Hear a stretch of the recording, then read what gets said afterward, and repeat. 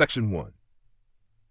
Hey guys, tonight we drift somewhere you probably didn't expect, onto a shimmering high-altitude lake in the Valley of Mexico, where the morning mist curls over water like breath on cold glass, and an entire city quietly rises from the shallows as though someone dreamed Venice after eating chili peppers and seeing an eagle on a cactus. You're gliding toward Tenochtitlan, the Aztec capital, where roads cross water, temples pierce the dawn, and floating gardens feed hundreds of thousands of people without a single grocery app in sight. Honestly, you'd probably last 3 minutes here before stepping off a canoe wrong and becoming breakfast for something with too many teeth. So before you get comfortable, take a moment to like the video and subscribe, but only if you genuinely enjoy what I do here. And while you're down there, tell me where you're listening from and what your local time is. Now, dim the lights, maybe turn on a fan for that soft background hum, and let's ease into tonight's journey together. You begin not on dry land, but on water that seems to hold the sky itself. Lake Texcoco stretches wide beneath the pale gold of early morning, its surface broken by reeds, distant birds, and long wooden canoes slipping silently like thoughts you almost remember. The air smells faintly of wet earth, freshwater weeds, and the smoky trace of cooking fires from unseen homes. You kneel in a narrow canoe, trying very hard not to wobble like a shopping cart with one bad wheel, while your guide pulls gently through the shallows. And then you see it. At first, it appears impossible, a city emerging from the lake, all whitewashed temples, causeways, canals, and bustling neighborhoods. Tenochtitlan, founded in 1325 on an island, stands not merely as a settlement, but as a declaration. The Mexica people, later called the Aztecs, built this marvel after following a prophetic vision, an eagle perched on a cactus devouring a serpent. It sounds dramatic because it absolutely was. Empires do love branding, but while the towering temples grab your attention, something quieter, greener, and arguably more impressive stretches around the city's edges. Chinampas. These are often called floating gardens, though that's slightly misleading. They don't exactly bob around like decorative pool loungers. They are fixed agricultural islands, carefully engineered from mud, reeds, lake sediment, and woven branches, creating fertile rectangles in shallow lake beds. Think of them less as floating rafts and more as the world's most productive raised garden beds, if your backyard happened to be an enormous lake and your HOA was run by priests. You drift closer. Between the city and the open lake, the chinampas spread in geometric rows, green plots edged with willow trees, flowers, and narrow canals. Corn rustles in one patch, beans climb nearby, squash sprawls thick and leafy, chili peppers add sharp bursts of color, tomatoes glisten, amaranth waves softly. It is agriculture arranged with astonishing precision, like nature itself was taught urban planning. This system quietly feeds one of the largest cities in the ancient world. At its height, Tenochtitlan may have housed over 200,000 people, possibly more, a population rivaling or surpassing many European cities of the same era. While medieval European streets often specialized in mud, manure, and general disappointment, this lake city had sanitation systems, aqueducts, and organized food production that kept it thriving. And here you are, trying not to sneeze into history. Your canoe glides past a farmer balancing with suspicious ease on a narrow strip of earth. He wears simple woven clothing and uses a digging stick with the calm competence of someone who could absolutely outgarden your entire generation. He presses rich mud around young maize shoots while birds call overhead. The strange truth is that this landscape was partly artificial, but in the gentlest way possible. The Mexica transformed swampy shallows into fertile abundance, not by conquering nature outright, but by negotiating with it. They shaped wetlands into productivity. They used mud dredged from canals, decaying vegetation, and lake sediment to build soil so rich it could produce multiple harvests a year. Some historians compare chinampa agriculture to one of the most sustainable farming systems ever created. Others debate exactly how much of Tenochtitlan's total food supply came from chinampas versus tribute from conquered territories. Historians still argue about the scale, but no one seriously denies their brilliance. And brilliance here looks soft. Water laps gently against roots, dragonflies shimmer, white herons stalk breakfast with murderous grace. The city hums in the distance, but out here, there is rhythm instead of rush. You notice the canals themselves are as important as the crops. Canoes move produce directly from garden to market, reducing transport strain in a way modern urban planners might call revolutionary if they weren't too busy inventing expensive bike lanes no one uses in August. This is not random farming. This is urban agriculture on a metropolitan scale. The chinampas also create microclimates. Water surrounding the plots moderates temperature, reducing frost risk and keeping crops stable. Willow trees anchor edges, preventing erosion. Nutrient cycling remains constant. Waste becomes resource. It's elegant enough to make modern compost enthusiasts weep softly into reusable tote bags. But your guide points ahead, and you realize these gardens are not merely practical. They are beautiful. Flowers bloom everywhere. Marigolds, dahlias, and blossoms grow not just for food, but for ceremony, medicine, and tribute. The Aztecs valued flowers deeply, weaving them into religion, politics, and poetry. Beauty and survival live side by side here, which feels healthier than our modern tendency to separate useful from pretty, as though joy were optional. You pass children helping gather seedlings from seedbeds, their laughter carrying over water. Nearby, an older woman sorts herbs with astonishing speed. Entire families work these plots, preserving knowledge across generations. This is labor, yes, but also inheritance. One little known fact is that chinampas could be astonishingly productive per acre, possibly yielding several times more food annually than some European agricultural methods of the same period. Few school textbooks linger on that because, frankly, irrigation rectangles are less flashy than conquest, but perhaps they shouldn't, because conquest may build monuments. Gardens keep people alive long enough to build them. As the sun rises higher, Tenochtitlan sharpens into full grandeur. Pyramids, plazas, marketplaces, and causeways connecting island to mainland. Yet beneath all that spectacle lies this watery green skeleton, the quiet, muddy miracle making grandeur possible. Without chinampas, no bustling markets. Without chinampas, fewer armies. Without chinampas, fewer ceremonies. Without chinampas, perhaps no imperial capital glittering over Lake Texcoco at all. And that's the thing history sometimes forgets. Empires are often remembered by their rulers, but sustained by their gardeners. You trail fingers in cool water and watch ripples distort the reflection of sky and temple alike.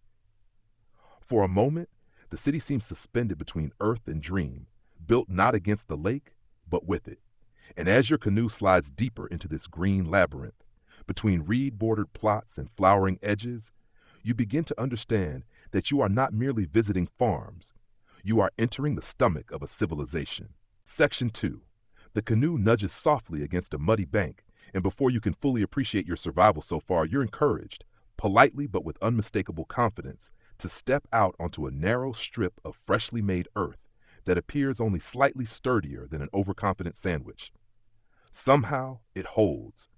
Beneath your feet lies not natural land, but something painstakingly built by human hands, layer by layer, stake by stake, over years of patient labor.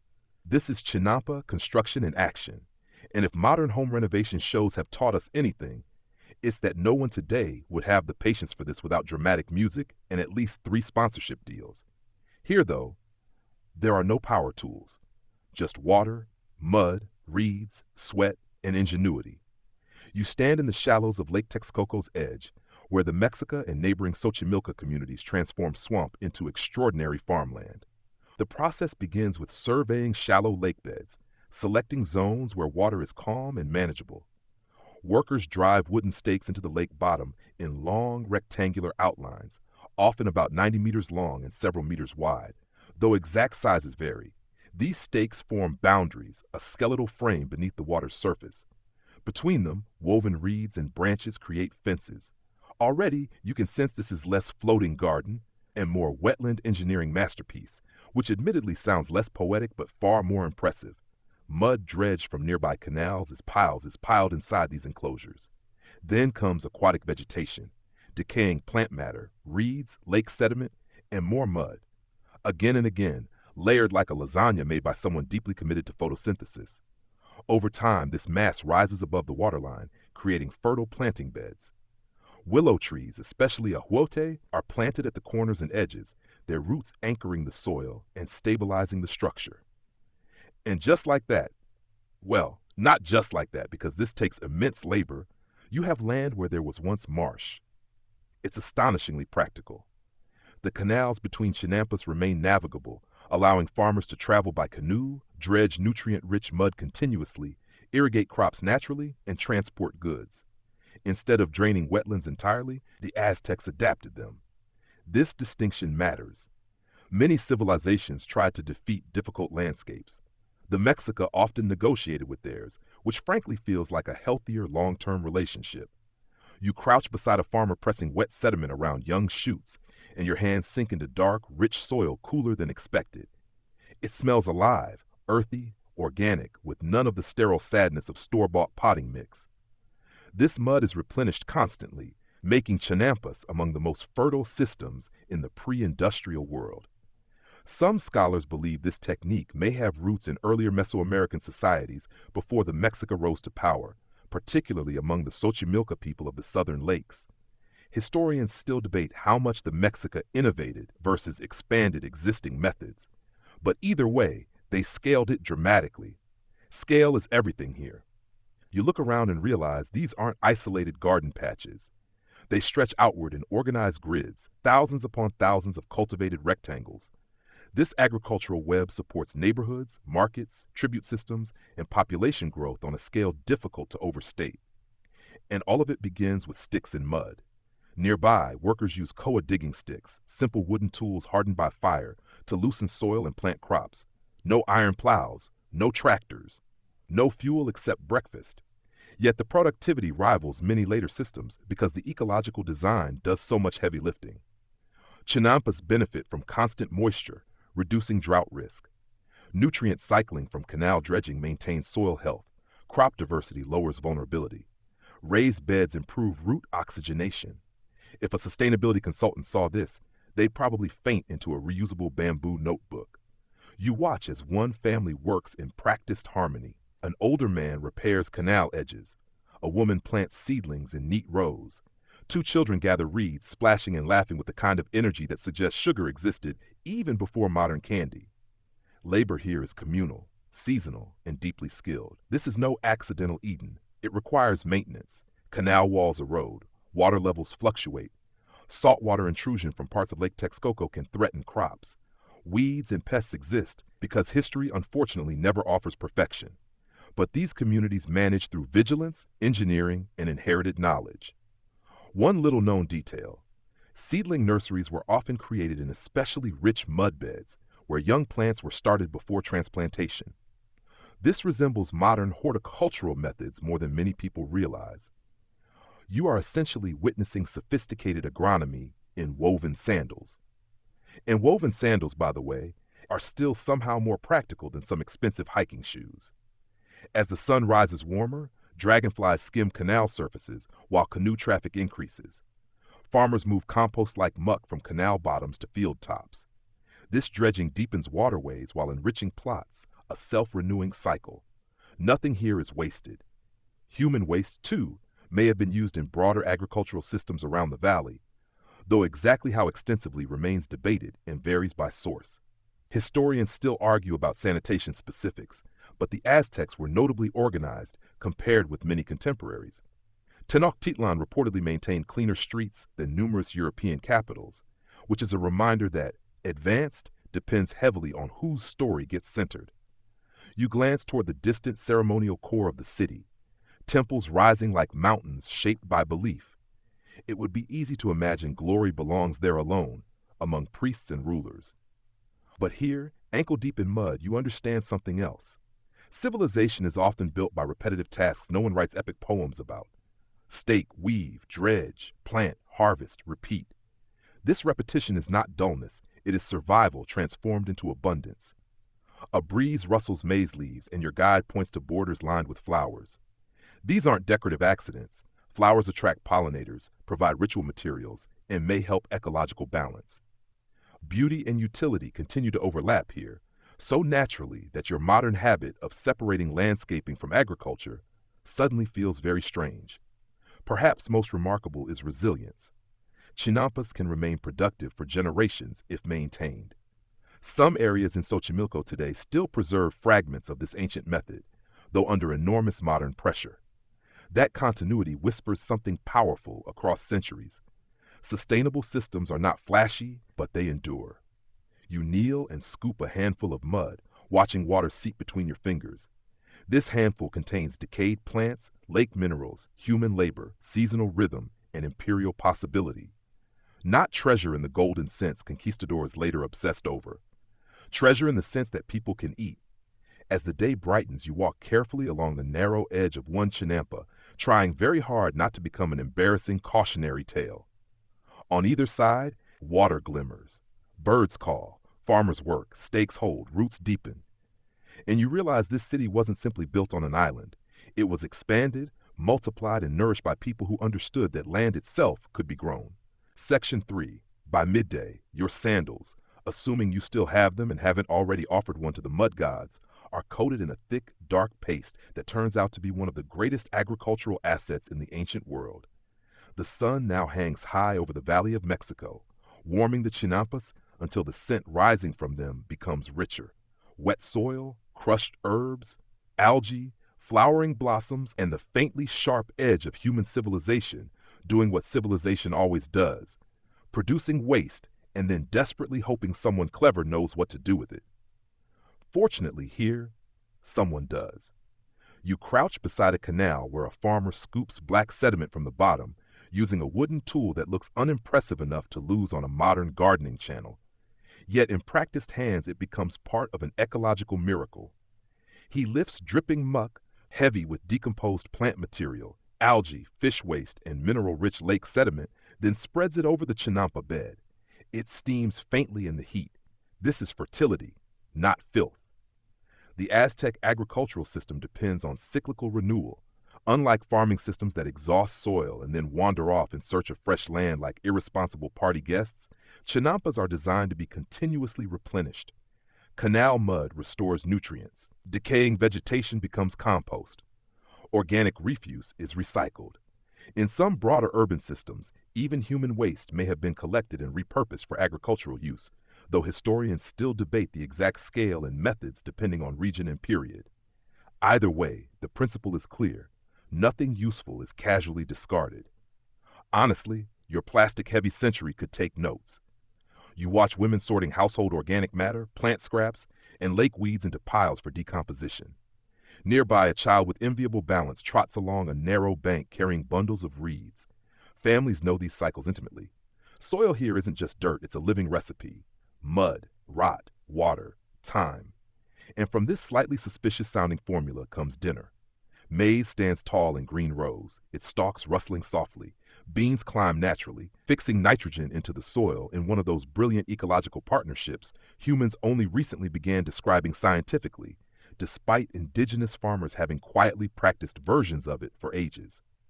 Squash sprawls below, shading soil and suppressing weeds. This three-sister-style companion planting has parallels across indigenous agricultural traditions, though regional specifics vary. Here, too, diversity protects the system. Monoculture, in contrast, is a bit like trusting your entire emotional well-being to one Wi-Fi signal. The variety around you is astonishing.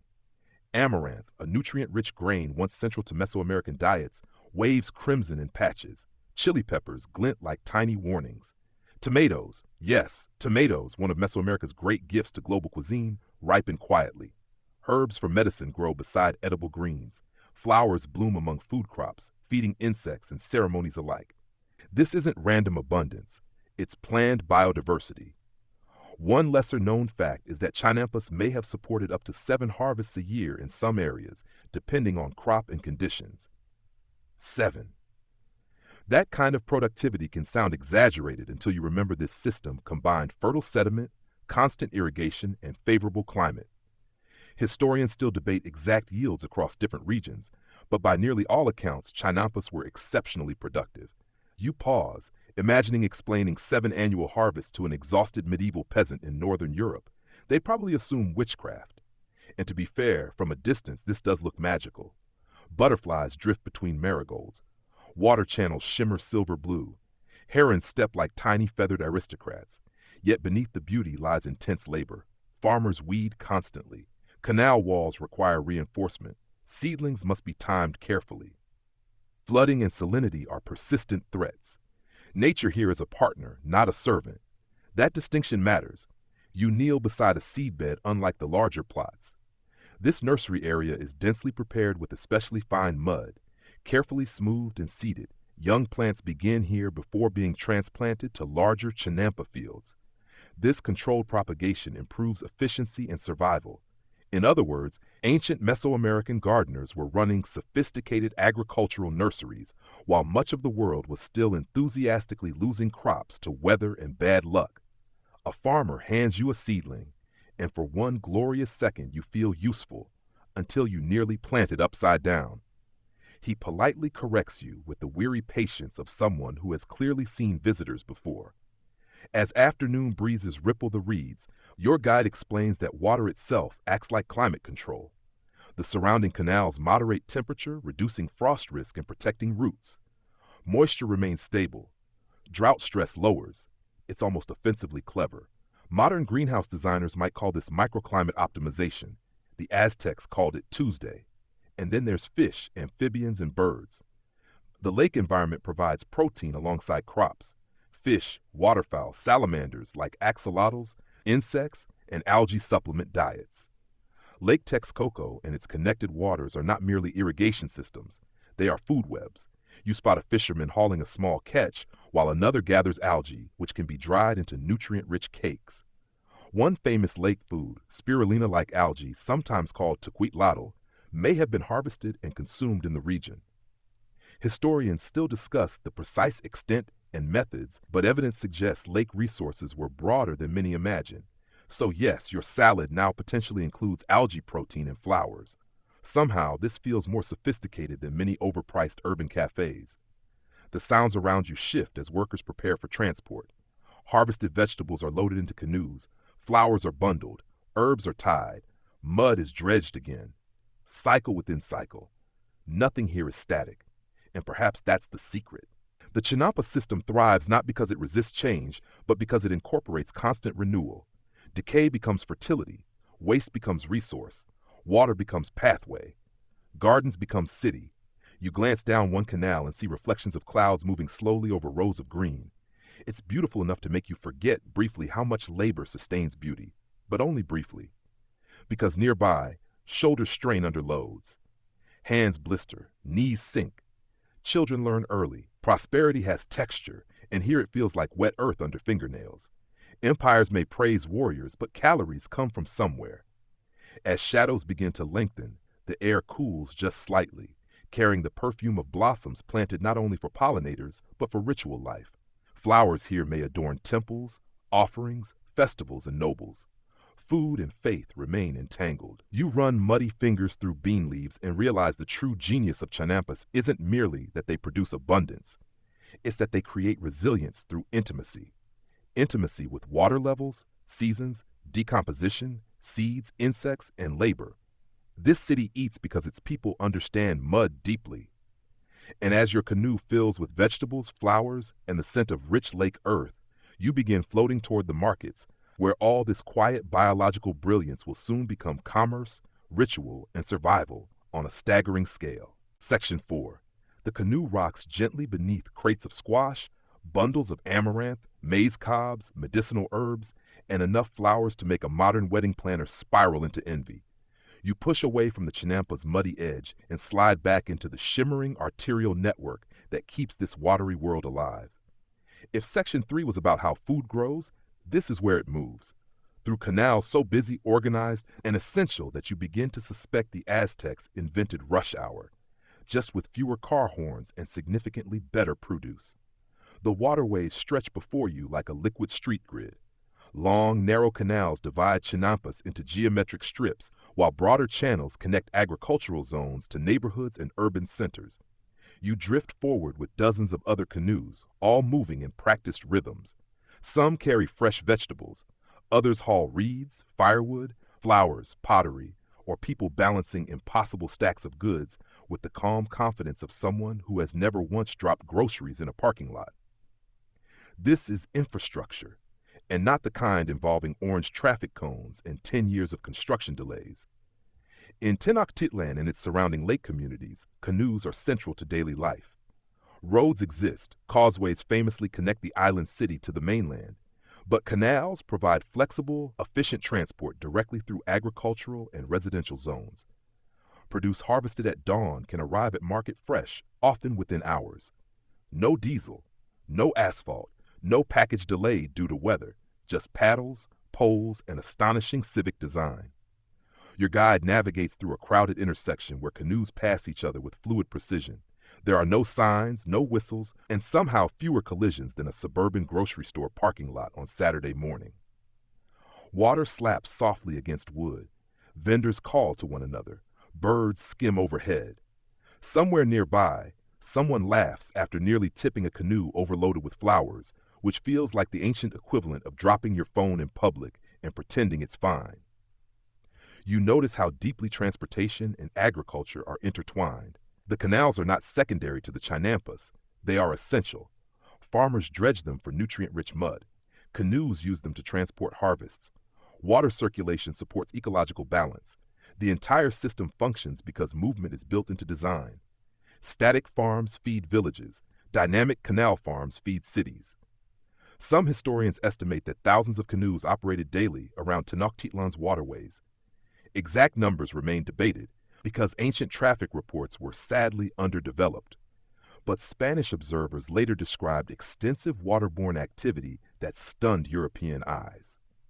And stunned is putting it lightly. When Hernán Cortés and his men eventually arrived in the early 16th century, they compared Tenochtitlan to Venice due to its canals and causeways, though one suspects Venice would have been deeply offended by how much cleaner and more organized this city often appeared. You pass beneath willow shade where canal edges are reinforced with woven reeds and roots. Every few stretches, narrower side channels branch into family-managed plots, while wider lanes pulse with commerce. It feels urban and agricultural at once, like if a megacity and botanical garden somehow co-parented successfully. One particularly surprising fact: many households in and around Chinampa zones likely relied heavily on canoe mobility, not only for commerce but for social life, visiting, labor coordination, and tribute systems. Waterways weren't obstacles, they were connective tissue. Your modern brain, trained by bridges and roads, keeps expecting water to divide. Here, water unites. You float past children learning to pole small canoes, wobbling with more competence than most adults on rental paddleboards. Nearby, women sort herbs while drifting. Men ferry building materials. Priests in ceremonial garments cross broader channels on official business, looking just solemn enough to remind everyone religion and administration absolutely travel first class. The city ahead grows louder. Temple platforms rise in the distance, but before reaching them, you pass through neighborhoods where canals weave between homes. Some houses open directly onto water. Wooden docks jut outward. Washing, cooking, trading, gossiping, it all happens near these channels. This isn't a farm outside a city. This is an aquatic metropolis. And because transport is so efficient, perishables thrive, flowers remain vibrant, greens stay crisp, fresh fish arrives quickly. This logistical advantage helps sustain dense populations and active markets. Think of it as local food sourcing before it became an expensive restaurant slogan. You stop briefly beside a larger cargo canoe stacked with maize and ceramic jars. The operator explains, through gestures and your increasingly mud-enhanced cultural humility, that tribute goods from conquered or allied regions also enter broader distribution systems, but Chinampa produce remains foundational. That distinction matters. Empires can demand tribute, but tribute alone doesn't guarantee daily nourishment. Cities need consistent, local, renewable food flows, and that's exactly what these canals deliver.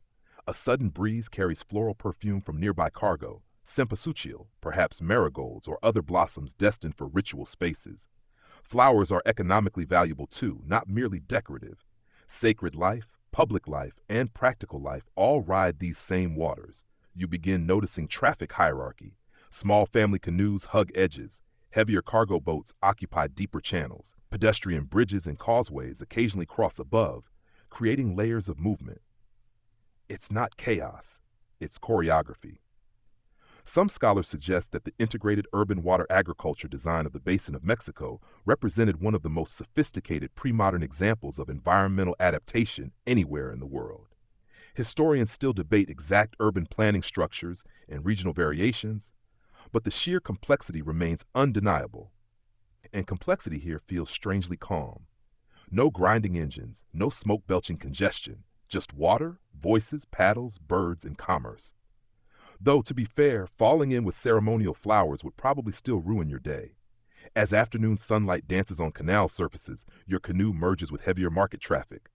Tension builds, not dangerous, but electric. You sense proximity to something larger. The food leaving these gardens is about to become currency, status, ritual, and calories on a massive scale.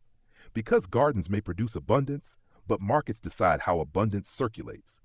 You pass one final stretch of chinampas, where farmers wave casually before returning to work, their world rooted in mud and repetition. Ahead, however, rises the noise of exchange, voices layered thick, goods shifting hands, the pulse of Tlatelolco. And as your canoe glides from green quiet into commercial thunder, you realize these canals are more than transportation routes. They are the bloodstream of an empire, carrying not gold, not conquest, but something far more powerful: lunch. Section 5. The first thing that hits you is the sound. Not one sound, but thousands. Voices bargaining, sandals scraping stone, canoe hulls nudging docks, birds overhead, merchants calling prices, laughter, arguments splashing water, rustling textiles, clattering pottery. It rolls over you in waves as your canoe reaches the edges of Tlatelolco's market district, where the agricultural pulse of the chinampas spills into one of the largest commercial centers in the ancient world. If the canals were arteries, this is the heart. Loud, relentless, and surprisingly well organized for a place with more people than your average music festival and considerably fewer portable toilets. You step carefully from canoe to landing platform, clutching your dignity as though it were a precious imported feather. Around you, produce from the chinampas is unloaded with astonishing speed. Baskets of tomatoes, chili peppers, beans, maize, squash, herbs, edible greens, flowers, and amaranth. Every item represents muddy hands, shallow waters, and that patient miracle you've been floating through all day. Now it becomes economy. Tlatelolco, the twin city and commercial powerhouse adjacent to Tenochtitlan, hosts a market so vast that Spanish observers later described it with awe. Bernal Diaz del Castillo, among others, wrote of seeing tens of thousands gathered there daily. Numbers vary. Some estimates suggest 20,000 on ordinary days and perhaps up to 60,000 during major trading periods. Historians still debate exact figures because medieval crowd counting wasn't exactly a science, but all accounts agree. This place is enormous, and unlike many chaotic bazaars, it's structured. Sections are organized by product type: food here, pottery there, textiles elsewhere. Precious stones, obsidian blades, medicinal plants, prepared foods, and flowers each occupy designated spaces. You are not wandering a random jumble of shouting. You are entering a system. Honestly, some modern supermarkets could learn from this. You move through rows of produce where chinampa-grown vegetables pile in rich color. Maize dominates, naturally. Corn is foundational to Aztec life, not just nutritionally, but spiritually. Yet the diversity astonishes you. There are multiple bean varieties, squash blossoms, tomatoes in forms both familiar and strange, chia, avocados, chilies so potent they seem capable of correcting personal flaws, and cacao beans functioning partly as trade currency. Yes, imagine buying groceries with chocolate. Civilization truly has had its highs. Women grind maize nearby on metes, shaping dough for tortillas and tamales. Prepared foods sizzle and steam. The smell is intoxicating. Earthy masa, roasted peppers, herbs, beans. You realize with growing respect that this city's food culture is not surviving. It is thriving. One fascinating detail often overlooked is that flowers from chinampas were major market goods too. Not merely decoration, they were used in ceremonies, offerings, adornment, and social symbolism. In many Aztec contexts, flowers represented beauty, status, and philosophical meaning. You are, in effect, standing in a place where bouquets and beans both matter deeply, which feels healthier than pretending aesthetics and survival are separate departments. You pass judges overseeing transactions. Yes, market inspectors. Spanish chroniclers noted officials monitored fairness, quality, and order. fraud was not exactly encouraged. Standardized measures and oversight existed, helping maintain trust. It's not modern capitalism, not socialism, not easily boxed by your current vocabulary. It is a sophisticated commercial ecosystem shaped by imperial structures, local production, tribute, and regulation. And it absolutely depends on food stability. Without chinampas, much of this abundance would collapse into scarcity. Nearby, porters carry fresh produce from canoes into selling areas with a speed suggesting lower back pain was simply accepted as destiny. Canoes continue arriving all morning. You recognize familiar mud-streaked vegetables from the gardens and feel oddly proud, as though you personally contributed by nearly falling into a canal 4 times. There's also a social dimension. Markets are places of gossip, news, matchmaking, diplomacy, and political visibility. Here, local farmers mingle with merchants from distant regions bringing cacao, jaguar pelts, tropical bird feathers, obsidian, copper goods, and coastal resources. Tlatelolco is not just a grocery store. It is an empire in miniature. But while elite goods glitter, daily food remains king. Cities survive on staples, not spectacle. A mother barters for beans. A priest selects flowers. A healer inspects herbs. A noble servant purchases specialty ingredients. A canoe worker unloads squash. All of them, in one way or another, rely on those watery rectangles outside the city. You pause at a stall selling algae cakes and aquatic foods harvested from the lakes. One lesser-known fact is the basin of Mexico's food system included not only agriculture but also wild and managed aquatic resources, fish, insects, algae, amphibians, and birds. Historians still debate exact dietary proportions across social classes, but the broader food web was remarkably diverse. This wasn't monoculture civilization. It was ecological opportunism with urban planning. As noon intensifies, shade awnings flutter overhead. Vendors call louder. You hear Nahuatl spoken rapidly around you, a language full of rhythm and metaphor. Somewhere, laughter erupts after a bargaining attempt so unrealistic it apparently qualifies as comedy. Honestly, haggling may be humanity's oldest sport. You notice social hierarchy too. Wealth influences access. Tribute systems enrich elites. Some goods are luxury items beyond ordinary reach. The market's abundance does not erase inequality. That's important. Prosperity in empire often rests on layers of obligation, local labor, regional tribute, political dominance. Chinampa abundance helps sustain the center, but not everyone experiences empire equally. Still, the sheer logistical brilliance remains breathtaking.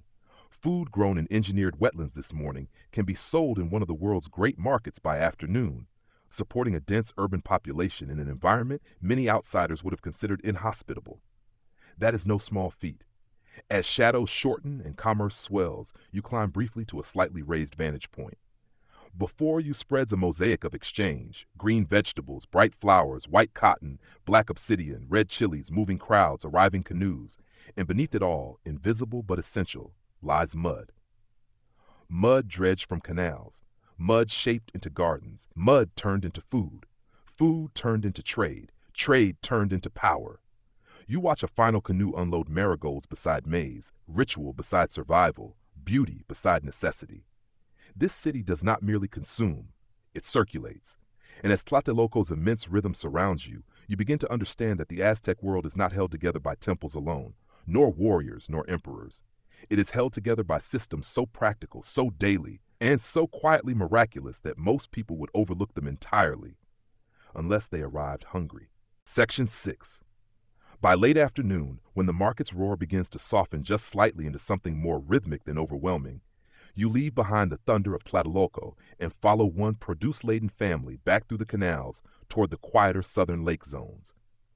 The city recedes in layers: stone, noise, incense, bargaining, until once again water widens, reeds whisper, and the green patchwork of chinampas stretches outward beneath the sun's mellowing gold.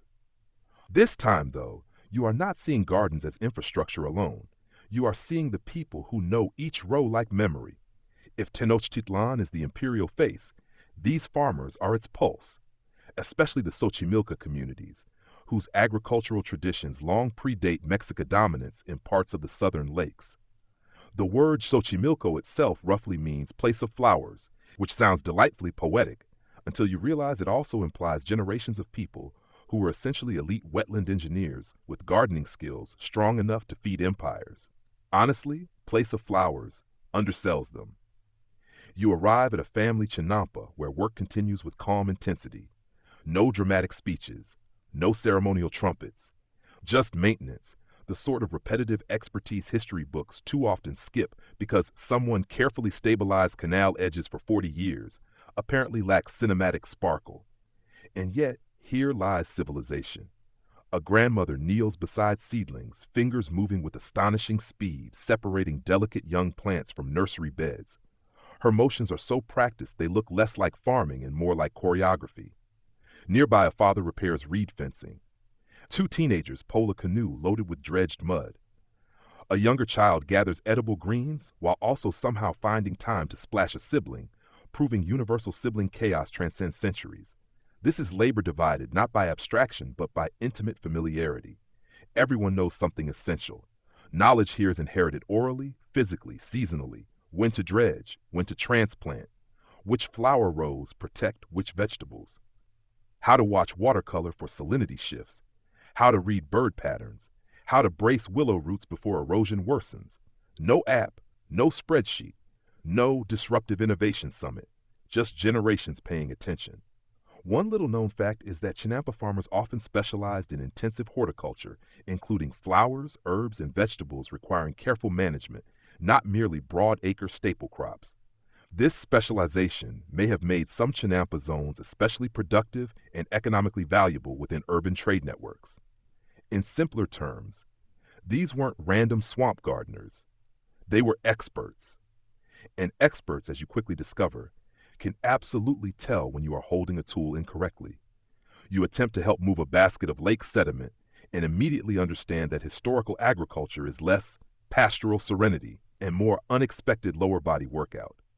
The family politely redirects you towards sorting herbs, a task considered safer for everyone involved. As evening light warms the water copper gold, the family's routine reveals a broader truth. Chinampas are not isolated businesses. They are households. Meals, child rearing, elder teaching, social identity, spirituality, all interlace with production. A patch of amaranth is not just grain. It may be ritual substance. A flower row is not merely decorative. It may support trade, ceremony, and household prestige. This agricultural life is practical but never purely utilitarian. You watch bundles of marigolds prepared beside beans. Medicinal herbs dry on woven mats. Maize cobs hang carefully. Domestic ducks paddle nearby. Dogs nap in the shade with enviable confidence. There's also class complexity here. Not every farmer experiences equal autonomy. Tribute obligations, land tenure systems, local governance, and imperial politics all shape daily life. Some chinampa workers may farm family-managed plots, others may owe labor or produce through broader political systems. Historians still argue over exact structures across regions and eras, but this is no simplistic agrarian paradise. Abundance can coexist with pressure, and yet despite hierarchy, the skill itself remains undeniable. The family shows you how ahueja willows are pruned and maintained. Their roots stabilize chinampa borders, their branches provide material, and their presence forms part of long-term sustainability. Remove them carelessly, and edges weaken. It's one of many reminders that this system functions through relationships, not isolated techniques. Water with soil, trees with borders, flowers with trade, family with field. Even the social calendar matters. Seasonal cycles, ceremonies, and tribute schedules shape labor intensity. Certain festivals require specific floral offerings. Religious life and agriculture are braided together so tightly that separating them would feel artificial. You begin to understand why farmer here can feel too narrow a word. These people are cultivators, hydrologists, botanists, transport managers, ritual suppliers, and ecological observers without ever needing those titles printed on a conference badge. As twilight approaches, dinner preparation begins. Maize dough is shaped, beans simmer, chilies roast, herbs scent the air.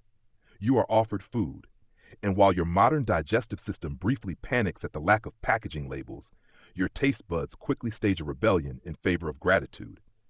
Freshness here is not marketing, it is geography. The vegetables were likely in the soil this morning, the herbs perhaps an hour ago. The water routes connecting garden to hearth are shorter than some modern grocery aisles. One surprising historical detail: Chinampa communities could support remarkably dense local populations because of this productivity, helping sustain both urban centers and specialized regional economies. The system's success wasn't accidental, it depended on constant human stewardship. And stewardship is exhausting. As darkness gathers slowly over the lake, you finally notice the wear in people's hands, the stoop of shoulders, the endlessness of maintenance.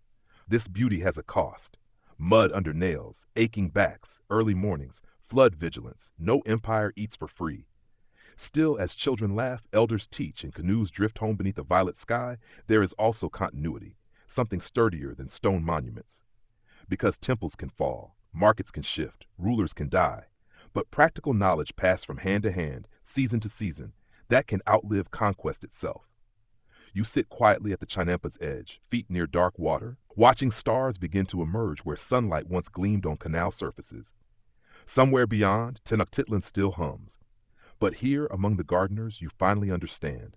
A city may claim greatness, yet greatness, more often than not, is grown by families who wake before dawn and know exactly how deep to place the roots. Section 7. Morning returns softly, not with imperial fanfare, but with dew on broad squash leaves, mist over canals, and the perfume of flowers so rich it almost feels unnecessary, until you remember where you are, and that in this world, flowers are never merely decorative. Here on the Chinampas, beauty itself can be food, medicine, tribute, poetry, and prayer. You wake, metaphorically and somewhat stiffly, among rows of marigolds, dahlias, and blossoms whose colors glow in first light like offerings before they've even left the stem. If yesterday taught you that gardens feed stomachs, today reveals they also feed gods. And frankly, gods here seem to appreciate excellent horticulture. You walk narrow earthen paths between vegetable plots and flowering beds, noticing how seamlessly they coexist. Corn rises beside cempasúchil, medicinal herbs grow near ceremonial blooms, chilies flash red beside white petals meant for temple rituals. To your modern eyes, trained to separate agriculture, landscaping, and religion into tidy bureaucratic categories, it feels almost shocking. To the people here, it simply feels correct. In Nahua culture, flowers hold profound symbolic meaning. They are associated with beauty, truth, nobility, ephemerality, and divine expression. Poetry itself is often linked metaphorically to flower and song, a phrase suggesting artistic and philosophical truth. So when Chinampa farmers cultivate flowers, they are not merely growing pretty things for market stalls. They are growing language for the sacred. You watch workers harvest blossoms with extraordinary care, preserving stems and petals destined for ceremonies, household shrines, festivals, adornment, and elite spaces. Some flowers will decorate offerings to deities like xochimilco, often associated with art, beauty, and fertility. Others may serve in funerary rites, healing practices, or diplomatic tribute. Imagine your local florist also being essential to state religion. Suddenly, bouquet pricing feels more understandable. Xochimilco's flower production is especially prized, and its reputation echoes through the region. The southern lake zones, with their fertile chinampas, become botanical engines supplying urban ceremonial life. This is one reason floating gardens capture imagination so strongly, not because they drift whimsically, but because they produce abundance so visually dazzling that outsiders struggle to process the practicality beneath the beauty. And yet practicality never disappears. Many flowers attract pollinators. Diverse planting supports ecological resilience. Medicinal plants contribute to household and healer economies. Some herbs address digestive issues, wounds, or ritual purification. Historians still debate exact pharmacological knowledge in various contexts, but Mesoamerican botanical sophistication was extensive. You pause near a woman sorting dried herbs into neat bundles. Her hands move with the confidence of someone who absolutely knows which leaf helps fever and which one just makes soup better. She glances at you kindly, perhaps sensing you are exactly the type who would confuse medicine with garnish. Nearby, children weave flower crowns while elders discuss market timing. This is not idle ornamentation. Flowers are commerce. At Tlatelolco and other markets, blossoms may signal status, festival preparation, or household devotion. Elite classes especially value elaborate botanical goods. Tribute lists from parts of the Aztec Empire include luxury and symbolic products, demonstrating how agricultural specialization supports political structure. Once again, gardens underpin power. But unlike tribute in jaguar pelts or obsidian, flowers carry softness. They remind you that empires are not sustained by force alone. They also require meaning, ritual coherence, social symbolism, beauty people believe in. And beauty here grows from mud. One especially fascinating and lesser-known detail: certain ceremonial objects or festival materials may have incorporated plant products from chinampa zones in ways that tied local agricultural labor directly to imperial religious life. Historians still argue over exact supply chains and symbolic emphasis, but the broader integration is clear. This means a gardener in Xochimilco could, through flowers, influence the sensory world of a temple miles away. That's not peripheral labor. That's cultural infrastructure. As the day unfolds, you witness preparations for a local observance. Canoes are decorated with blossoms, garlands are woven, incense curls upward. Water reflects petals drifting briefly before being caught in reeds. Even the lake participates. And perhaps that's what feels so distinct about this system. No hard line divides sacred from practical. A flower can be biologically useful, economically valuable, aesthetically cherished, and spiritually significant, all at once. Your own era, with its tendency to mass-produce ceremonial plastic, suddenly feels slightly embarrassing. You wander toward a medicinal plot where maguey, herbs, and specialty plants are tended carefully. While maguey itself is often associated more strongly with drier zones than chinampa agriculture specifically, broader Aztec botanical systems are interconnected, and specialized cultivation reflects a culture deeply attentive to plant utility. Plant knowledge here is not hobbyism, it is survival plus symbolism. Birdsong rises louder as the sun climbs. Bees move lazily between blossoms. Dragonflies flicker over canal surfaces. Somewhere nearby, someone is harvesting squash while another carefully prepares temple flowers. This coexistence feels strangely modern and ancient at once. Urban farming, sustainability, spiritual ecology, all without a single branded mindfulness retreat. Of course, none of this means life is idyllic. Flower production requires labor, water management, pest awareness, timing, and market understanding. Ceremonial demand can increase pressure. Tribute obligations remain real.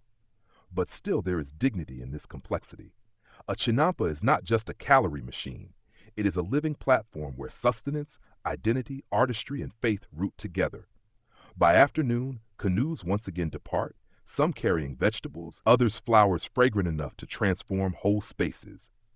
You trail fingers lightly over marigold petals and realize that in this civilization, feeding a city and honoring the cosmos are not separate projects. They are adjacent rows. And as blossoms drift toward temples while beans head toward kitchens, you begin to understand a quieter Aztec truth. A civilization survives not only by filling its people's bellies, but by giving them something beautiful enough to believe in while they eat. Section 8. By now, you've learned that the Aztec world can make mud sacred, flowers political, and lunch logistically breathtaking. But today, as your canoe glides farther into the shimmering complexity of Lake Texcoco, you encounter something perhaps even more astonishing: fresh water. Or rather, the determined and highly engineered management of it. Because while the chinampas may seem like paradise from a distance, green, fertile, watery, productive, they exist in a basin where not all water is equally helpful. Parts of Lake Texcoco are brackish to saline, especially the central sections, while the southern lakes, such as Xochimilco and Chalco, provide more freshwater resources. In other words, nature here offered opportunity with one hand and salty inconvenience with the other. And the people of this region responded not by giving up, but by becoming hydrological strategists. Honestly, if modern group projects had this level of coordination, half your emails would disappear. You drift along broader channels where the water tastes noticeably less harsh than in saltier reaches. Your guide gestures toward embankments, dikes, and water control structures, subtle from certain angles, monumental from others. These are not random piles of dirt.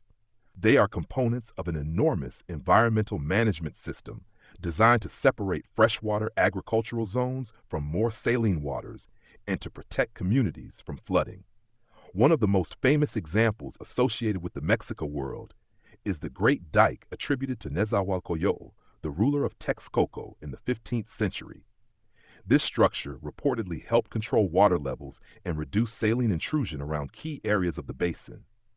Historians still debate specifics of construction phases, scale, and maintenance logistics, but broad consensus acknowledges large-scale hydraulic engineering as central to regional survival. So yes, while Europe was having many opinions about castles, central Mexico was busy doing environmental systems management. You pass a section where sluice-like controls regulate flow between waterways. Water level matters enormously here. Too much flooding and crops drown. Too much salinity and fertility suffers. Too little water and canal systems fail. The chinampa world depends on balance, and balance requires infrastructure. You begin to notice how causeways themselves also shape hydrology. Elevated roads connecting Tenochtitlan to mainland zones include bridges or openings that allow canoe passage and water movement. This dual-purpose design blends transport with ecological necessity. In simpler terms, even roads here have to respect water. That's honestly wiser than many modern parking lots. The engineering extends beyond giant projects. Local canal dredging, embankment repair, seasonal adaptation, and community coordination all contribute. This is one of the less glamorous but absolutely essential truths of sustainable systems. Big achievements often depend on endless maintenance. A breached embankment can ruin crops. Poor dredging can stagnate canals. Saltwater shifts can reduce productivity. So while emperors may receive songs, someone still has to check the water gate. You watch workers reinforce an edge with woven reeds and mud, a modest act compared to imperial dikes, yet no less important. This layered scale, from household management to regional engineering, is what makes the system resilient. One surprisingly overlooked detail is that the Basin of Mexico was not one simple lake, but a network of interconnected lakes with differing conditions. This ecological diversity required nuanced adaptation. Historians still argue over regional variations and long-term environmental changes, but the point remains. Aztec and neighboring societies were operating within a highly dynamic hydrological landscape. This wasn't living by a lake. This was negotiating with a living watershed. Birds wheel overhead as you approach a freshwater spring-fed zone. Here, vegetation thickens differently. Farmers pay close attention to source quality, channel integrity, and seasonal shifts. Water is not background scenery. It is policy, and policy, as ever, can determine who thrives. Control of water intersects with power. Urban centers require reliable drinking water. Agriculture needs irrigation, and political legitimacy often rests partly on visible competence. Tenochtitlan's aqueducts, especially those bringing fresh water from Chapultepec Springs, further illustrate this broader commitment to water management. Imagine governing a city of hundreds of thousands and realizing your approval rating depends partly on whether canals smell right. Terrifying, honestly, but effective. You dip your fingers into a clear section and feel cool movement, so ordinary yet so politically charged. Without freshwater systems, chinampas would falter. Without chinampas, food security weakens. Without food security, imperial power strains. Water, then, is not separate from civilization. It is civilization. This becomes even more striking when storms gather. Seasonal rains can replenish but also threaten. Flood control matters profoundly. Communities must adapt constantly, reading weather patterns with urgency. No weather app, no satellite forecast. Just experience, observation, and perhaps a deep personal relationship with anxiety. Yet despite these risks, the system works, astonishingly well, for generations. Some scholars compare the basin's hydraulic complexity to other great water-managed civilizations, though every comparison has limits. Still, the sophistication here deserves emphasis. This was not primitive improvisation. It was environmental design at scale. And importantly, it was not about dominating nature in simplistic terms. It was about selective shaping, channeling, separating, replenishing, adapting. As afternoon sunlight fractures across dike edges and canal surfaces, you realize these structures are almost invisible to casual admiration compared with pyramids or temples. But invisibility can be deceptive. A temple may symbolize power. A water control system sustains it. Nearby, a child laughs while skipping across a narrow embankment that, to your eyes, resembles an OSHA violation waiting to happen. Yet this child understands instinctively what you are only beginning to grasp. Land and water here are not opposites. They are collaborators. As dusk approaches, you look out over the lake network, freshwater channels, chinampas, causeways, dikes, moving canoes, distant city towers.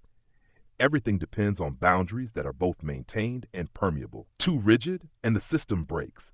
Too loose, and it dissolves. Which, come to think of it, may also describe civilization itself.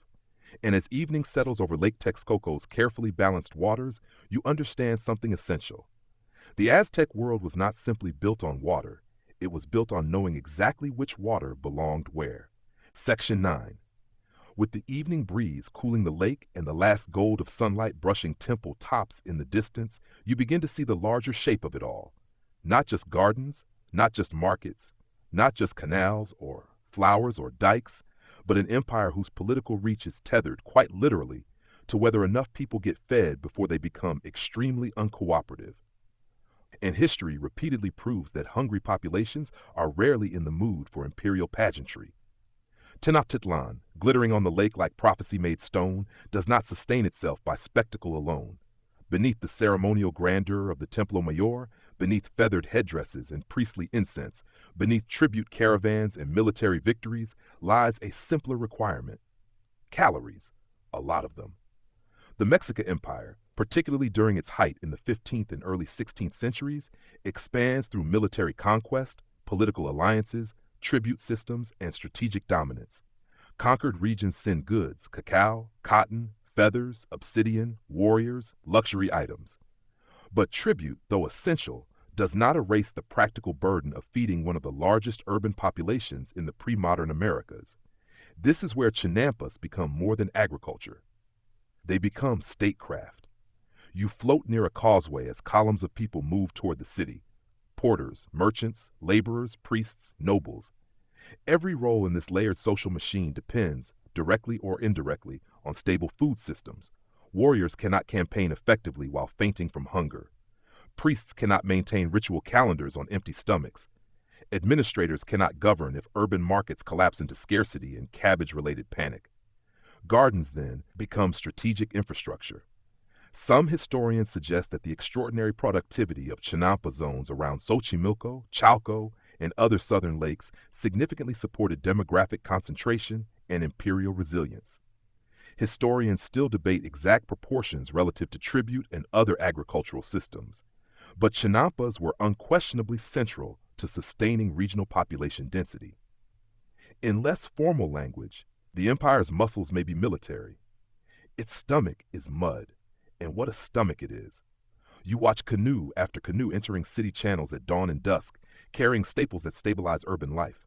Maize remains foundational, but dietary diversity matters too. Beans, squash, chilies, greens, flowers, aquatic resources. This nutritional variety likely contributes to resilience. Empires built on a single crop are one bad season away from existential regret. The Aztec system, while not invulnerable, benefits from ecological layering. This food stability also enables specialization. Not everyone must farm. Artisans, scribes, merchants, priests, soldiers, and rulers can exist in greater concentration because intensive agriculture supports them. In this sense, chinampas help underwrite social complexity itself. You cannot have massive ceremonial architecture if everyone is busy desperately foraging. Well, you can try, but your pyramid schedule may suffer. As you move deeper into the city, you notice granaries, storage, redistribution, and the broader systems that accompany agricultural abundance. Food surplus allows taxation and tribute extraction. It can also buffer shortages, though distribution remains politically shaped and unequal. This is not utopia. Imperial power often centralizes resources unevenly. Social classes differ in access, obligation, and privilege. Commoners, local cultivators, nobility, and tribute-paying populations experience abundance differently. Some communities bear heavier burdens than others. That matters. A successful food system can strengthen empire, but it can also reinforce hierarchy. Still, even inequality depends on productivity first. You cannot redistribute what does not exist. One little known but revealing truth is that Aztec rulers and administrators paid close attention to tribute records and resource logistics, preserving detailed systems of extraction and obligation.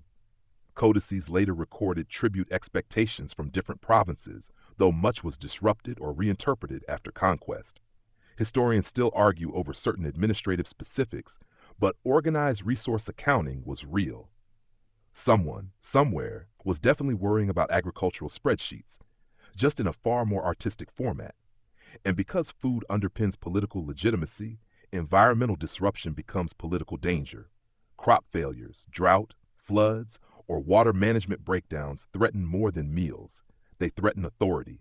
You begin to understand why hydraulic engineering, chinampa productivity, and market order all connect so tightly to governance. The emperor may symbolize cosmic order, but practical order is measured in whether tortillas remain available. As twilight settles, temple drums sound faintly. Ritual life and agricultural life continue their dance. Offerings to gods seek cosmic balance. Farmers maintain ecological balance. In many ways, both are attempts to secure continuity, and continuity is empire's deepest desire. The city's scale becomes more emotionally striking now. Tens or hundreds of thousands of people, depending on estimates, sleep, wake, trade, worship, argue, love, and labor here, because a watery agricultural machine keeps functioning. You stand on a causeway and look back over the chinampa zones, stretching green into the dimness. From this distance, they almost disappear. That's the irony. The closer you get to imperial monuments, the easier it becomes to overlook the fields that make monuments possible. History often celebrates conquerors while quietly standing on the shoulders of farmers, or in this case, on carefully layered lake mud. A noble canoe glides past, decorated and polished. Nearby, ordinary produce boats continue their endless routes. Prestige and practicality share waterways, though not always equally. And perhaps that is the Aztec world in miniature, grandeur above, mud below, both necessary. By nightfall, cooking fires flicker, maize grinds, beans simmer, priests prepare rituals, guards patrol, children sleep, merchants count, farmers plan tomorrow's labor. The empire breathes because its food system breathes.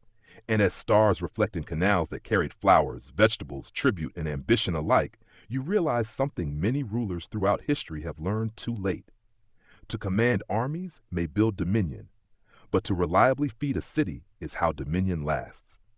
Section 10. Of course, no matter how serene the canals appear at sunset, no civilization this large runs purely on poetic flowers, clever waterworks, and everyone politely sharing squash. By now, you've seen enough beauty to almost forget a basic historical principle. Whenever something looks impressively abundant, someone somewhere is probably carrying a heavier burden than the postcards suggest. And chinampa abundance, for all its brilliance, is no exception. You wake before dawn again, this time not to admire mist curling over marigolds, but to feel the raw ache of labor. Mud is colder at sunrise, reeds cut sharper, canoes seem heavier when your stomach is not yet full. The chinampas remain beautiful, yes, but beauty from the inside often includes sore shoulders and repetitive strain. Welcome to the less glamorous side of feeding an empire. A family you've come to know is already awake. The grandmother who once looked serenely wise now also looks, quite frankly, exhausted. The father repairs a breached canal edge after overnight erosion. Teenagers haul dredged sediment with the 1,000-yard stare of people who definitely did not invent weekends. Even children contribute, learning early that sustainability is wonderful until you are personally responsible for maintaining it. This is not drudgery alone, but neither is it idyllic ease. The labor demands of chinampa agriculture are intense. Continuous dredging, replanting, irrigation management, erosion control, harvesting, transport, and ecological vigilance require constant human input. High productivity comes partly because these systems are so carefully maintained. In simpler terms, the garden is magical because people are perpetually muddy. And beyond physical labor lies political obligation. The Aztec world includes tribute systems, taxation, and social hierarchy. While not all chinampa farmers occupy the same status, many commoners, Mesewaltin, carry responsibilities shaped by broader structures of governance. Produce, labor, or goods may support local elites, imperial systems, and ceremonial centers. Historians still debate regional variation, local autonomy, and the precise burdens across communities, but this much is clear. Abundance does not eliminate inequality. If anything, abundance can make hierarchy more scalable. You watch tax or tribute-related goods prepared for transport, and it becomes impossible to ignore that productivity often benefits those positioned above its source. Local farmers may sustain themselves, their communities, and broader systems simultaneously, but the rewards are not evenly distributed, a familiar human pattern, sadly enough. The empire's center shines brightest partly because peripheral and local labor keeps it polished. And then there is land pressure. As populations grow, productive agricultural zones become increasingly valuable. Control over fertile chinampa regions can intersect with politics, local authority, and imperial priorities. Access matters. Ownership or stewardship, depending on context, is not always simple. This complexity resists romantic simplification. You cannot honestly call this paradise without also acknowledging sore backs, tribute expectations, and social stratification. Yet calling it oppression alone would also flatten reality. People build family lives here. Knowledge is passed on. Communities adapt. Beauty persists. History is inconvenient that way, rarely fitting neat moral categories. One lesser-known truth is that intensive systems can also increase vulnerability if disrupted. A damaged canal, political upheaval, flooding, or tribute pressure can strain already labor-heavy communities. Sustainability is not invincibility. The very efficiency that supports cities can become exhausting if social systems overreach. As morning deepens, you accompany workers repairing storm damage. Mud walls collapse more easily than stone propaganda. Every broken edge threatens crop loss. Every crop loss matters. You realize how much of this civilization depends not merely on innovation, but on endurance. Not invention, maintenance. That distinction is profound. Modern culture often glorifies disruption, breakthrough, shiny new things. But here, greatness rests largely on repetitive competence, doing necessary tasks again and again correctly, despite fatigue, which is perhaps less glamorous than conquest, but far more nourishing. Nearby, a conversation turns tense over obligations and allocation. You may not understand every word, but social friction needs little translation. Productivity raises questions. Who works? Who benefits? Who decides?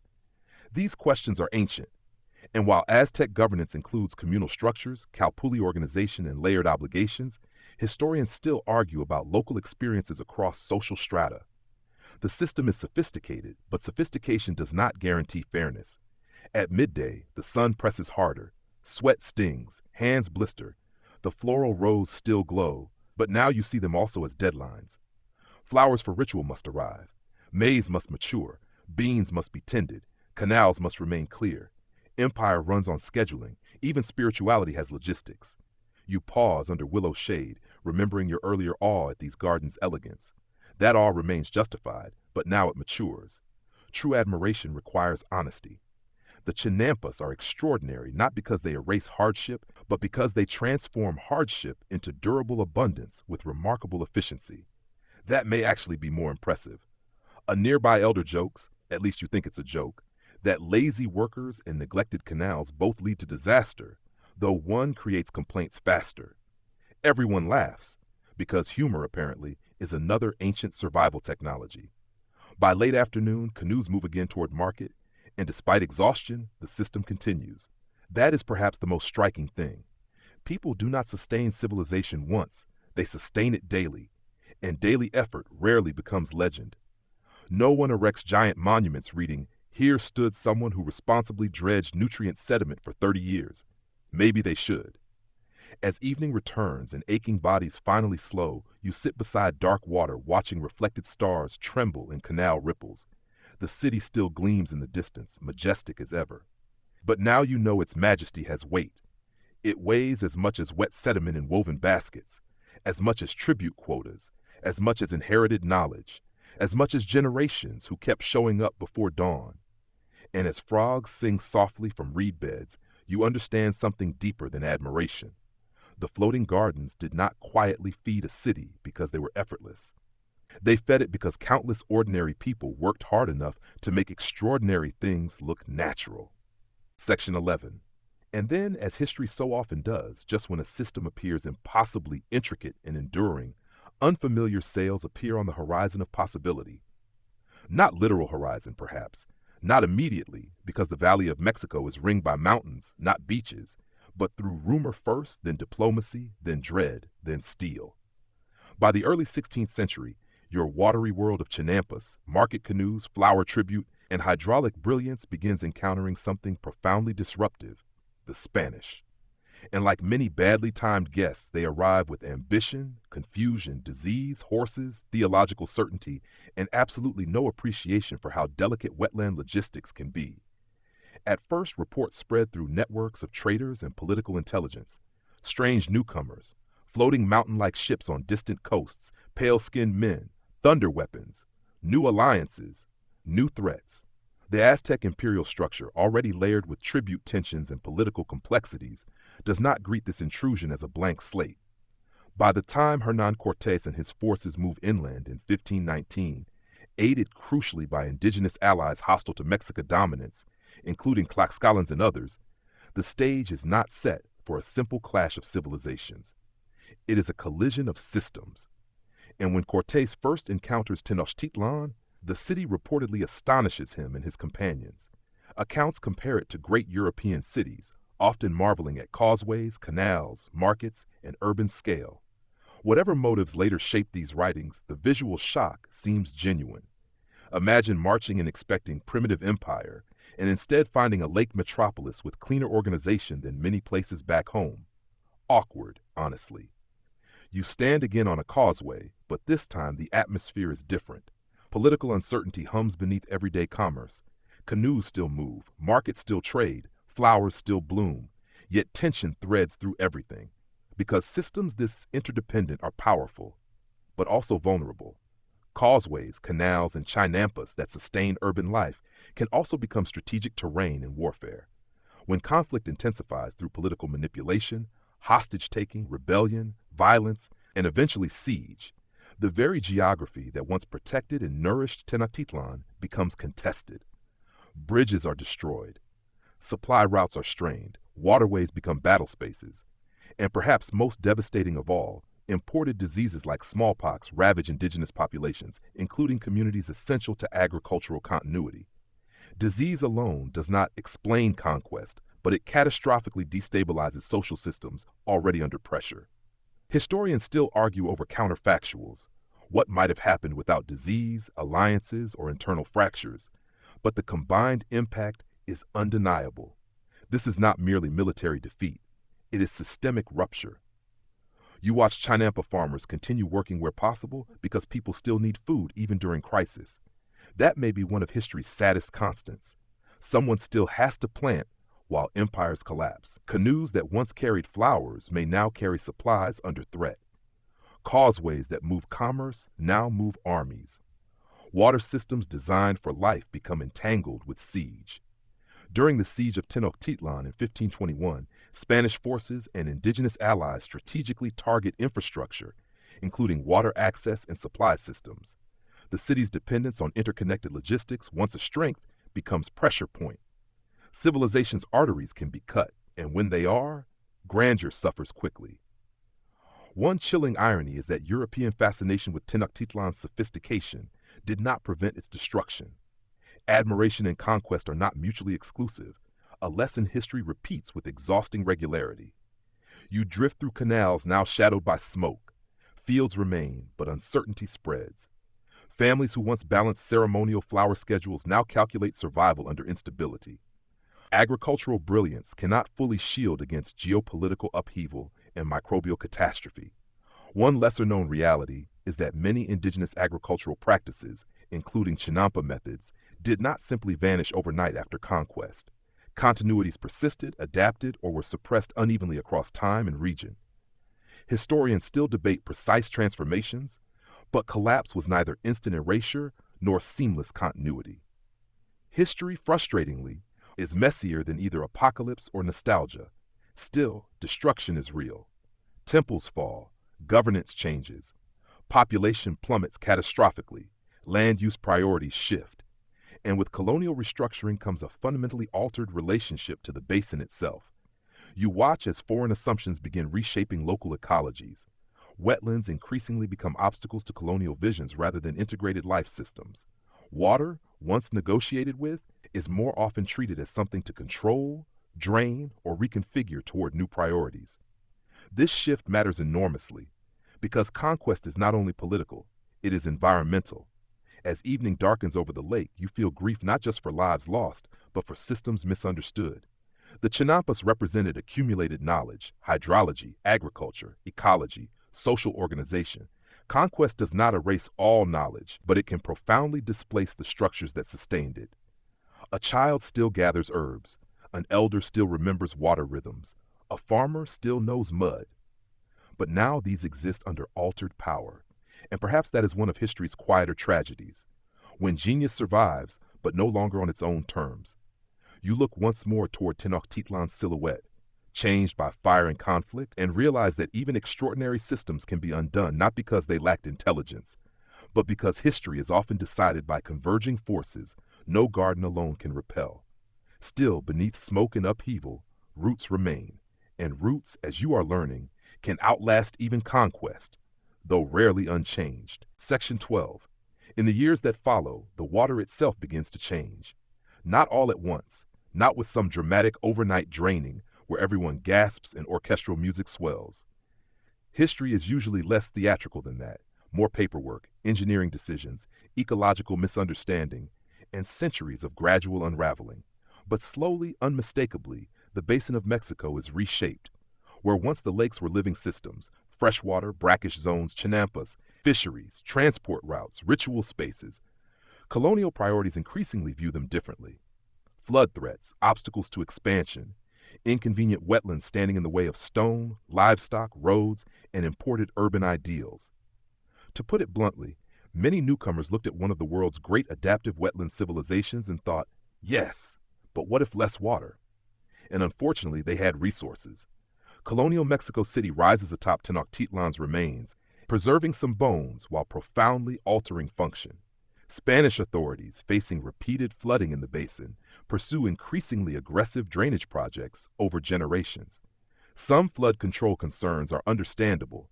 Living in a lake city absolutely comes with hydrological drama, but the broader response often privileges large-scale drainage over sustaining indigenous ecological frameworks. This distinction matters. Flood control itself is not foolish. Ignoring the sophisticated environmental logic already present? More questionable. Massive drainage efforts, including canals and engineering projects over centuries, gradually reduce lake systems. Waterways shrink, wetlands contract, ecological balances shift. Salinity patterns alter. Agricultural zones are pressured, fragmented, or repurposed. The Chinampa world does not simply disappear in one clean historical moment. It is worn down, bit by bit. A canal filled here, a lake edge receding there. Urban sprawl, colonial land policies, changing labor systems, introduced animals, shifting markets. And just like that, or rather just like that over centuries, the intricate relationship between city and water weakens. You walk through areas once alive with canoe traffic, now altered or dry, and the silence feels uncanny. Where water connected neighborhoods, roads increasingly dominate. Where wetlands buffered ecological complexity, drier land invites different forms of settlement and extraction. Some Chinampa regions, especially around Xochimilco and Chalco, persist far longer than many others, but the basin's broader transformation is profound. One especially tragic irony is that drainage itself does not solve everything. Mexico City, built atop former lake beds, continues struggling with flooding, subsidence, and water management crises for centuries, because when you fundamentally alter a watershed, the watershed often remains opinionated. Nature, it turns out, keeps receipts. Historians still debate how much colonial authorities understood versus underestimated indigenous hydraulic knowledge, but what's clear is that environmental transformation was inseparable from political and cultural domination. Land was not merely conquered, it was reimagined, and reimagining often erases. You encounter descendants of Chinampa communities adapting as best they can. Some continue cultivation, others shift livelihoods. Knowledge persists unevenly, sometimes preserved in practice, sometimes in memory, sometimes marginalized. This is one of history's quieter heartbreaks. A system can survive in fragments while losing the conditions that once made it flourish, yet fragments matter. You see surviving plots still dredged, still planted, still bordered by ahueshes. Older farmers remember techniques their ancestors practiced before conquest, though conditions are harder now.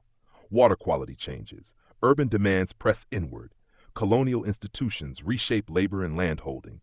Still, mud remains mud, roots remain roots, and some people refuse to forget. By the 17th century and beyond, large portions of the basin look dramatically different than the world you first entered. The great lacustrine civilization has not vanished entirely, but its environmental coherence has been fractured. This is not merely nostalgia speaking. Ecological systems carry cultural intelligence. When wetlands shrink, so too can entire ways of knowing. One lesser-known fact is that many of Mexico City's modern environmental problems, including subsidence caused by groundwater extraction, are linked partly to the long history of draining and transforming its original lake systems. Historians and environmental scholars continue debating proportions and policy layers, but the broad connection is deeply significant. In other words, destroying wetlands can be a very long-term mistake. Who could have guessed, besides the people already living sustainably there? As you move through this transformed landscape, the emotional shift is palpable. The old abundance has not vanished completely, but it no longer feels system-wide. It feels embattled, localized, residual, stubborn, like memory refusing extinction. Church bells replace some temple rhythms. Stone overlays stone, horses replace some canoes, European crops and livestock alter local economies. Yet beneath all this, traces of the old aquatic intelligence remain in place: names, agricultural pockets, oral traditions, and surviving practices. Xochimilco still breathes, not untouched, not triumphant, but breathing. And perhaps that is more remarkable than easy romanticism, because survival after disruption is its own kind of brilliance. You kneel beside a remaining canal at dusk, fingers touching dark water that once belonged to a vast integrated basin. It feels smaller now, more vulnerable, but not dead. A flower still blooms nearby. A canoe still passes. A farmer still tends. History has narrowed the system, but not entirely erased it. And as evening settles over what remains of the floating gardens, you understand something sobering. Civilizations do not always vanish in fire. Sometimes they fade through drainage ditches, policy shifts, and the slow forgetting of why water was sacred in the first place. Section 13. And yet, somehow, against concrete, smog, urban sprawl, invasive species, policy neglect, and centuries of people making deeply questionable environmental decisions, the old gardens still float. Or rather, they persist, anchored and stubborn, in the southern reaches of Mexico City, especially around Xochimilco, where remnants of the ancient chinampa system continue breathing like green memory on dark water. You arrive not in the untouched world of imperial Tenochtitlan, but in something layered, part survival, part adaptation, part tourism, part warning. The canals here are narrower than the Great Basin once was. The lake system is fragmented. Modern sounds intrude, distant engines, music, city hum. And yet, as your Trajanera-like boat glides through certain quieter stretches at dawn, reeds still whisper, ahuejotes still cast reflections, birds still skim the surface, and rectangular plots still rise from water like pages from a manuscript that refused burning. It is not the same world, but it is not gone. Xochimilco, now recognized globally for its cultural and ecological significance, preserves some of the last major living traces of chinampa agriculture. UNESCO recognition in the modern era reflects its importance, though recognition alone does not magically solve contamination, groundwater depletion, invasive species, or urban encroachment. History, sadly, rarely grants preservation without paperwork and complications. Still, the fact that chinampas survive at all is extraordinary. You meet modern chinamperos, farmers maintaining ancient methods under modern pressures. Some cultivate traditional crops, others grow flowers. Some adapt for contemporary markets, organic agriculture, or ecological restoration. They navigate polluted water concerns, land pressure, and economic uncertainty, while preserving techniques with roots stretching back centuries. Imagine inheriting one of humanity's great sustainable agricultural systems and also having to compete with real estate development. Not ideal. Yet here they are. A farmer poles through canals lined with chinampas where vegetables still grow in rich soil beds nourished through labor-intensive methods. Dredging, planting, biodiversity, many principles endure.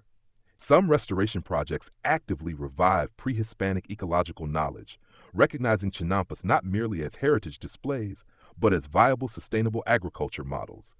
That distinction matters immensely.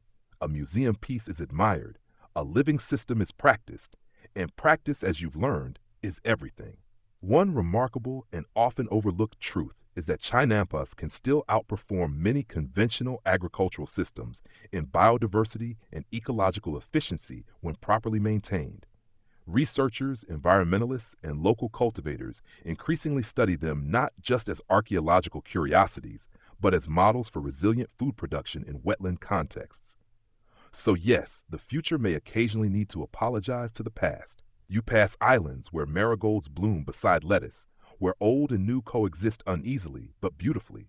Tour boats with music and bright paint may dominate some areas, and yes, commercialization can feel strange beside ancient ingenuity. Nothing says civilizational continuity quite like a floating mariachi unexpectedly appearing. But beneath spectacle, deeper roots remain. The canals are still there. The mud is still fertile. The method still works, at least where conditions allow. Historians and environmental scholars continue debating how best to preserve and restore Xochimilco amid modern pressures. Water quality degradation, invasive carp and tilapia, shrinking groundwater, and urban expansion all threaten ecological balance. Conservation is not simple nostalgia. It is active struggle. You spot an axolotl habitat restoration zone and pause. Ah yes, the axolotl, that permanently smiling amphibian icon of Mexican wetlands, once native to these lake systems. Today, critically endangered in the wild, it has become both ecological symbol and casualty of environmental transformation. Few creatures better embody the basin's story: ancient adaptation, modern fragility, unexpected charisma. Frankly, if history had mascots, the axolotl would deserve a raise.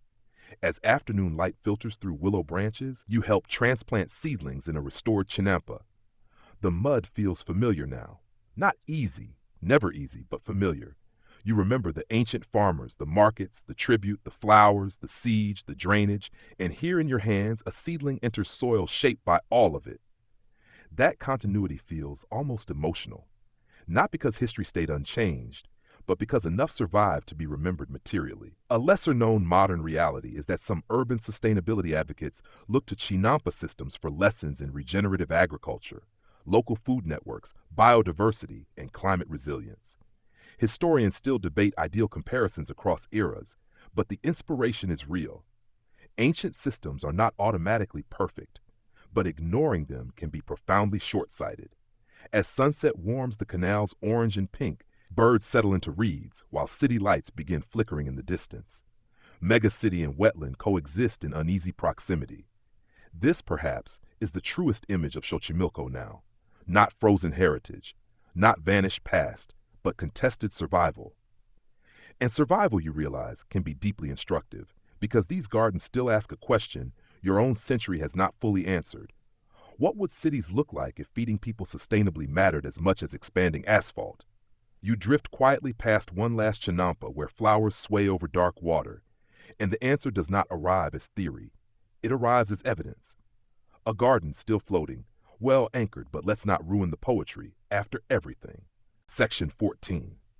By now, after centuries of mud, maize, flowers, conquest, drainage, and stubborn ecological persistence, you might reasonably assume this story belongs safely in the category of remarkable ancient achievement we should vaguely appreciate before returning to our delivery apps. But the longer you drift through surviving chinampas, the more unsettling a realization emerges. This may not be old history at all. This may be a blueprint we were foolish enough to sideline. Because when your modern world talks nervously about climate resilience, urban food deserts, biodiversity collapse, flood management, sustainable agriculture, and cities overheating beneath concrete, the chinampas of the basin of Mexico begin quietly raising a muddy, willow-rooted hand.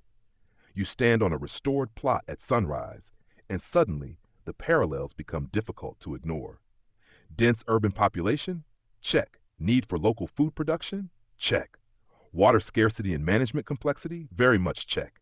Environmental instability? Oh, absolutely. And here, centuries ago, people developed an agricultural ecological system integrating food production, water regulation, biodiversity, transportation, and social networks in close proximity to a major city. No, it was not utopia. No, it cannot be copied wholesale into every modern context. And yes, modern megacities involve entirely different scales and technologies. But still, it's hard not to look around and think, wait, they may have been onto something. Chinampas exemplify principles now celebrated in sustainability discourse: polyculture, nutrient cycling, wetland integration, local distribution, microclimate regulation, and regenerative land management. Researchers examining agroecology often note that traditional systems can offer valuable lessons, not because they are magical relics, but because they evolve through long-term ecological intimacy. That phrase matters: ecological intimacy. Your age often prioritizes extraction at speed. The Chinampa system prioritized reciprocity with limits, not perfect balance perhaps, but practiced negotiation. You walk between rows where diverse crops reduce pest vulnerability, where canals moderate heat, where organic matter cycles back into productivity, where transportation distances shrink dramatically. Now imagine this compared with produce shipped thousands of miles in refrigerated trucks while cities flood because wetlands were paved over. A little awkward, isn't it? Some modern urban agriculture projects consciously draw inspiration from Chinampa principles, though adaptation varies. Wetland restoration, floating agriculture experiments, regenerative farming, and integrated food-water systems increasingly echo ideas indigenous communities practiced generations ago. Historians still argue over how directly such systems can scale into contemporary globalized economies. And fair enough, copying the 15th century exactly is probably not the answer unless you're also prepared for significantly more canoe commuting. But principles matter, resilience matters, and memory matters.